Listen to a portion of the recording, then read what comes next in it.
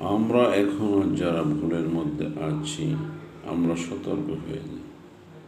সকালের নামাজ পড়ে আমরা নিজেকে অন্বেষণে বের হব।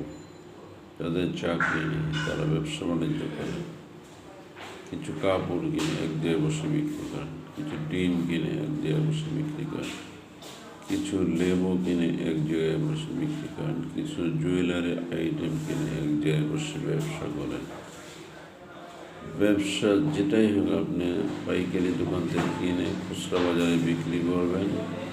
প্রয়োজন হয় আপনার যে এলাকায় লোকজন চেনে সেখান থেকে দূরে গিয়ে আপনি ব্যবসা বাণিজ্য করেন।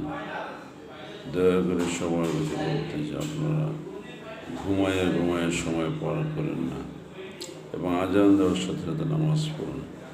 পৃথিবী একদিন ধ্বংস হয়ে যাবে এবং পারলে কোরআন শরীফের কিছু কিছু অংশ প্রতিদিন তেলাওয়াত করুন। এত সময় বিভিন্ন কাজে আমরা নষ্ট করি, কিন্তু আমি একদিন চলে যাব সেখানে জন্য কিছু সম্বল সংগ্রহ করে নিয়ে যাই এবং দুনিয়াতেও সচ্ছলভাবে চলাচলের জন্য চেষ্টা করি। সৎ পথে চলে, কোনো অসৎ পথে কখনোই যাব না। সেটা যত লোভনীয় হোক, যত হীরা হোক, স্বর্ণ হোক, কোনো কিছুতেই আমরা যাব না, কারণ আমাদের জীবন তো একদিন শেষ হয়ে যাবে।